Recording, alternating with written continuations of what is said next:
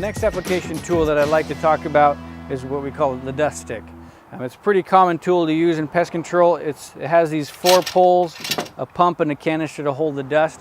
Generally this is a tool that you use to treat wasp nests that are pretty high and without having to use a ladder. Pretty convenient. It's also a good tool to use for carpenter bees as well. And so just to break this down, this is your pump. A couple of the things that you'll want to keep in mind is that there's a couple of weak spots here that could potentially ruin your day. One of those would be to not allow this to have this nut kind of loose. So if it's not very tight and it's working back and forth, you're going to strip the threads on this right here, which will make it so it doesn't stay connected. It's really hard to dust that way. So make sure that it stays snug, not too snug that it breaks it off. This is a place where it constantly breaks as well. So if you're putting too much pressure on it when it's up high, you'll snap that off and you'll be out of a dust stick for the day. This is not a place to put dust. I've had people put dust in this before. Please don't do that. A common thing that happens is if you don't take good care of this and you leave this in the bottom of the bed of your truck, you'll throw ladders and tools and shovels on top of it. You'll dent this right here. And when you do that, it makes it really hard for this pump to move up and down the way that it's supposed to. So make sure you keep this up out of the way, keep it in this bag, make sure that nothing's getting set on it or has the potential to fall on it. This will last you for a long time. The canister that you have, it's pretty straightforward to use it. I'm going to tell you a little bit about how to use this so that you can be more successful. What I found to be successful with this is that if you fill this full, about maybe a third full, you'll have better success. If you fill it too much, then the dust doesn't come out very well because you're pushing air up through here. And if there's too much dust in there, it won't push it out the nozzle. A third full seems to be about right. You're constantly shaking it, mixing it up to make sure that it doesn't get too caked or packed in there. Once it starts to get a little bit low, naturally you're going to fill that up. What you'll do to fill it up is to take this top off here. You've got a rubber grommet that seals it up so the dust doesn't come out around the edges of it. And as you can see, this one has maybe about a quart. I don't know if you can see that or not, but it's about a little bit less than a quarter full. You can adjust this nozzle or this straw to apply differently. So one of those things is if you push it in all the way, you'll have a lot of dust come out, just cake out. If you pull it about that far, maybe even a little bit more, it'll just puff dust into it. So depending on what you're applying for, if I was treating for a carpenter bee, I would use a light puff into the holes. That's all it really takes to get these bees under control. If it was a wasp nest, I might change my mind and just be pretty aggressive, hit it pretty hard, make sure you got lots of dust up inside of it. Not to the point where it comes falling out of the bottom of the nest, but at least enough to get in there and take care of them. Generally be more successful and faster using this. All the poles are similar except for one. You can see the ends of them. You've got that one that's got that clip there. This is usually going to be your top one, so you would just lock that into place. All the rest of them just connect from there. And when you're doing the application, this generally will keep the head a little bit more secure so it doesn't spin as much. So it's a pretty good tool to use that way. Other than that, it's pretty straightforward when we actually use it for a training purpose or when we go up there and treat a wasp nest. We'll show you how to put it together without breaking it. So that's your dust stick.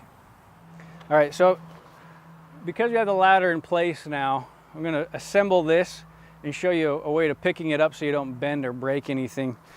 So when you get out here, assemble it the way that you know how to do it.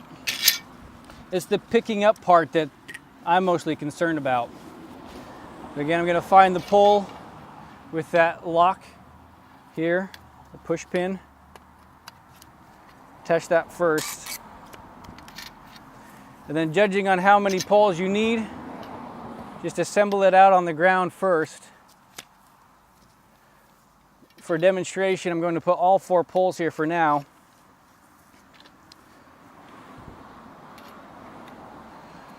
You can see how I'd pick it up.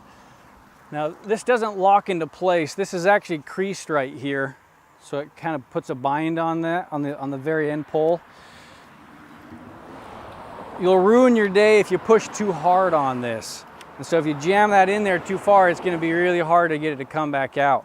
So you don't need to push it very hard. So be real careful. You see that? So I don't push it all the way in. That way I can take it apart pretty easily. But I do have a number of these that are jammed and I can't get them out. So you don't need to go all the way. So a lot of people have a tendency that once it's full of dust to try to pick it up from here. And you're going to bend poles. I've got a bent pole here right now. But you're going to want to try to pick it up like that, and you can see the bend that it creates in all of these, on all the poles. So instead, start in the middle, pick it up, and then put it on the ground like that. That's going to be an easier way, more gentle on the poles itself, so you don't break anything. Keep in mind that this is now locked into place, but it's not right here. So if I grab anything above here as I'm climbing a ladder, it's just going to come off and you're going to drop to the ground and have to start all over again. So grab the top of this pole to climb up a ladder with it. So as a demonstration, I'll show you how I would climb a ladder. So you can see how it gets a little bit wobbly. It has the potential to throw you off your center a little bit. So take your time climbing it up it. Again, the ladder's set in the right spot. I'm holding it at the top joint here as high as I can. And I'm just going to walk up with it against my forearm, like this. And I'm just going to walk up, try to keep it as straight as you can up in the air so it doesn't rock back and forth. Take your time. And this is unnecessary, but this is probably as high as I'd ever need to go. And then you extend up to where you need to go. So imagine that there's a wasp nest up there. Stick that in the wasp nest. Take your pump and pump it. So you put that into the nest right there, and then you just handle this pump the way that you usually would. I'm probably a little too high, so I can back down, letting the roof hold my stick where I need it to be. And then I will lean my hip into the ladder, just like this, so that I can focus and pump at the same time. And if I wanted to apply dust, I just pump harder. Right? So if you pump pretty soft, you might not get too much air. With 4 poles, you might have to give it a pretty aggressive pump to get it to work effectively. If you only have 1 pole, a nice soft puff is all you really need to do, and that'll push that dust out. When coming down from the ladder, again, take it easy. Don't hit any windows. You don't want to break any of them. Grab it by the top of that pole again like we did when you came up. And gradually step your way back down again, keeping it as straight as you can, and then sliding into the middle again like when you picked it up, put it down, and then disassemble it. Pretty straightforward. Again, it's easy to bend these poles, it's really easy to break them. Take your time, be gentle with the equipment, they're pretty expensive. You want them to last a long time. But, that's that.